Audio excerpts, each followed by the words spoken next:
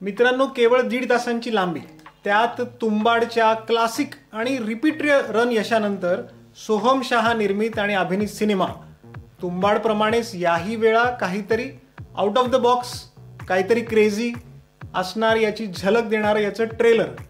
नावातही क्रेझीच्या स्पेलिंगमध्ये दाखवलेला एक additional x.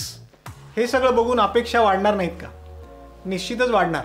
मित्रांनो, साधारण माझा जो अनुभव आहे तो असा की अशा नॉन स्टारर सिनेमाच्या, म्हणजे ज्याची काही स्टारकास्ट फार मोठी नाही आहे, फर्स्ट डे फर्स्ट शोला साधारण 10 डोकी असतात थिएटरमध्ये, म्हणजे 10 माणसं असतात.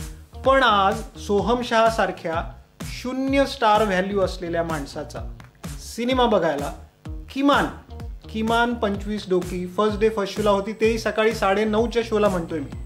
आहे की नाही कमाल? पण तुम्ही म्हणाल हे सर्व ठीक आहे, सिनेमा कसा आहे सांगतो. नमस्कार मित्रांनो, मी अजिंक्य उजरमकर आणि तुम्ही बघत आहात नवरंग रुपेरीचे यूट्यूब चॅनल. आणि आज मी अगदी थोडक्यात रिव्ह्यू करणार आहे क्रेझी या सिनेमाचा. मित्रांनो, केवळ 1.5 तासांची स्टोरी. इथे मी उगाच कशाला लांबवून तुम्हाला सांगत बसू. काही नाही, डॉक्टर अभिमन्यू सूद निघालाय 5 कोटी रुपये द्यायला. एका ऑपरेशनच्या वेळी एका पेशंटचा अभिमन्यूच्या निष्काळजीपणामुळे प्राण गेलाय. त्याच्या फॅमिलीने आउट ऑफ कोर्ट सेटलमेंट करण्यासाठी त्याला ही रक्कम मागितली. आता नेमकं झालंय असं की हे पैसे द्यायला निघालेल्या अभिमन्यूला रस्त्यात असताना एका अनोळखी इस्माकडून तेवढ्याच, म्हणजे 5 कोटी रुपयांचीच मागणी होते. मी तुझ्या मुलीला किडनॅप केलंय, तिच्या बदल्यात मला हे 5 कोटी हवेत, असं जेव्हा हा इसम अभिमन्यूला सांगतो तेव्हा अभिमन्यू समोर मुलगी का करिअर असा प्रश्न उभा राहतो. या प्रश्नाचे उत्तर तो काय देतो आणि कसे देतो ही सगळी कथा. मित्रांनो, तुम्ही म्हणाल एवढं तर आम्ही ट्रेलरमध्ये पण पाहिलंय, अजून काहीतरी सांगा ना. मला ही ट्रेलर बघून असंच वाटलं होतं की हे ट्रेलर तसं तर फार साधं दिसतंय, आणखी काय झालं असेल आणि मग हा अभिमन्यू नेमका चक्रव्यूहात अडकला तरी कसा असेल. पण बिलीव्ह मी मित्रांनो, मी इथे फार काही सांगत बसलो तर सिनेमा बघण्याची तुमची मजा निघून जाईल. मला आता सोहम शहाने असं ट्रेलर, म्हणजे तसं साधारण वाटणारं पण बरेच अनुत्तरित असे प्रश्न उपस्थित करणारं ट्रेलर का काढलं याचं उत्तर सिनेमा बघून मिळालं, तुम्हालाही मिळेल. म्हणून सांगतो, क्रेझी बघा. कारण दिग्दर्शक गिरीश कोहली यांनी ना केवळ अफलातून दिग्दर्शन केलंय, तर त्यांनीच, म्हणजे स्वतः त्यांनीच लिहिलेल्या एकदम टाईट, एकदम फास्ट पेस, एकदम शॉकिंग ट्विस्ट आणि टर्न्स देऊन पटकथेला क्लायमॅक्समध्ये खास करून एका वेगळ्या उंचीवर नेऊन ठेवलं. क्लायमॅक्स म्हणजे शेवट हा काही प्रेक्षकांना, ठराविक प्रेक्षकांना, खास करून मासेसला एवढा आवडणार नाही किंवा एवढा कनेक्ट होणार नाही. पण क्लासेसला मात्र याला, म्हणजे क्लासेस जे प्रेक्षक आहेत हे मात्र याला हॅट्स ऑफ म्हणतील, यात वाद नाही. सिनेमाभर केवळ आणि केवळ सोहम शहाच आहे आणि पडद्यावर तो एकटाच दिसतो. इतर कलाकार आहेत पण केवळ मोबाईलच्या स्क्रीन पुरते. म्हणजे हे सर्व जेव्हा अभिमन्यूला कॉल करतात तेव्हा ते दिसतात. आणि कुठे दिसतात? फक्त त्याच्या मोबाईल स्क्रीनवर, तेही एका इमेजच्या फॉर्मॅटमध्ये, लाईव्ह व्हिडिओमध्ये नाही. यात अभिमन्यूची आधीची बायको, सध्याची बायको, अभिमन्यूच्या मुलीच्या शाळेतील सर, त्याच्या हॉस्पिटलमधील कलिग डॉक्टर वगैरे, हे सर्वजण केवळ मोबाईलवर दिसतात. अगदी शेवटच्या शॉटला अभिमन्यूची मुलगी स्क्रीनवर येते, बस तेवढंच, ते अगदी काही मिनिटापुरतं. खरं तर असा एक पात्री प्रयोग सिनेमात करणं हे एक अत्यंत जोखमीचं, अत्यंत रिस्की असं काम आहे. तेही आधी म्हटल्याप्रमाणे सोहम शहा सारख्या 0 स्टार व्हॅल्यू असलेल्या कलाकाराला घेऊन.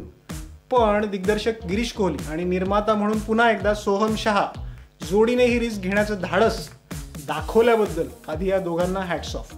जसजशी पटकथा पुढे सरकते तसतसे डॉक्टर अभिमन्यू या पात्राच्या स्वभावाबद्दल, त्याच्या पास्ट लाईफबद्दल आपल्याला कळत जातं. हे पात्र गिरीश कोहलीने खूपच अनप्रेडिक्टेबल असं लिहिलंय. आणि असं लिहिल्याने हा माणूस जेव्हा पूर्णपणे चक्रव्यूहात अडकतो तेव्हा त्यातून त्याची बाहेर पडण्यासाठीची जी धडपड आहे ती पडद्यावर बघताना मजा येते. पुढे काय होणार याची उत्कंठा लागून राहते, शेवटपर्यंत टिकून राहते. नेमक्या अशा वेळी 80 आणि 90च्या दशकातील गाणी, म्हणजेच अभिमन्यू, चक्रव्यूह में फस गया है तू आणि गोली मार भेजे में, या घटनांच्या बॅकग्राऊंडला ही गाणी ऐकताना आणखी मजा येते. केवळ 1.5 तासांच्या अत्यल्प अशा लांबीत हे सर्व उरकल्याने सिनेमा सुरू कधी होतो आणि संपतो कळतच नाही. तेही एकच पात्र, एकच अभिनेता पडद्यावर असूनही. आहे की नाही कमाल? Editing, background music, cinematography, action scenes व इतर सर्वच तांत्रिक बाबतीत सिनेमा विलक्षण असा उत्तम आहे, विलक्षण असा क्रेझी आहे. अभिनयाच्या बाबतीत सोहम शहाने तर लाजवाब कामगिरी केली आहे. त्याच्या लाजवाब आणि अप्रतिम अभिनयाचं एक उदाहरण आहे सिनेमा.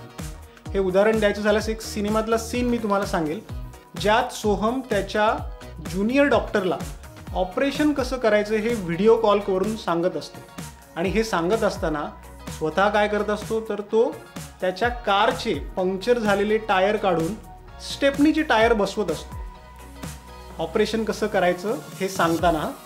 त्याच वेळी त्याला इतरही कॉल येत असतात. मध्येच त्याला टायरचा एक हरवलेला बोल्ट सापडत नसतो, तो कुठेतरी खड्ड्यात जाऊन पडलेला असतो. मित्रांनो, हा सीन काय केलाय म्हणून सांगू सोहम. उत्कृष्ट अभिनेत्याच्या ऑस्कर कॅटेगरीमध्ये पोडणारा हा सीन आहे. अभिनेता आणि निर्माता दोन्ही जबाबदाऱ्या सोहमने उत्तम तर निभावल्या आहेतच, एक खांबी तर निभावल्या आहेतच, पण एक कमर्शियल सिनेमा बनवताना निर्माता म्हणून हा प्रोजेक्ट किती रिस्की आहे याची जाणीव सोहमला नक्की असणार आणि तरीही त्याने ती रिस्क घेतली आहे. क्या बात. बॉलिवूडमध्ये सध्या काय मिसिंग आहे तर असे क्रेझी आणि एकदम फुल टू वेडे सोहम शहा हे सध्या बॉलिवूडमध्ये मिसिंग आहेत. हे सिनेमा संपल्यावर आपल्याला जाणवतं. एकंदरीत क्रेझी हा एक क्रेझी राईड असलेला सिनेमा आहे जो बघायलाच हवा. तुंबाडशी तुलना केल्यास भलेही तो कमी वाटेल, कुणाला शेवट नाही आवडणार, कुणाला खूप क्लास वाटेल, पण काही असो हा अनुभव एकदा न चुकवावा असा आहे. सहपरिवार बघू शकता, नव्हे तर त्यात अखेरीस असलेला ट्विस्ट जो भावनिक आहे तो तुम्हाला सहपरिवार आणखी आनंद देणार आहे. आउट ऑफ 5 मी क्रेझीला देईल 4 स्टार्स. मित्रांनो, तुम्हाला आमचा क्रेझीचा रिव्ह्यू कसा वाटला आम्हाला नक्की सांगा. नवरंग रुपेरीच्या यूट्यूब चॅनलला सबस्क्राईब नक्की करा. धन्यवाद.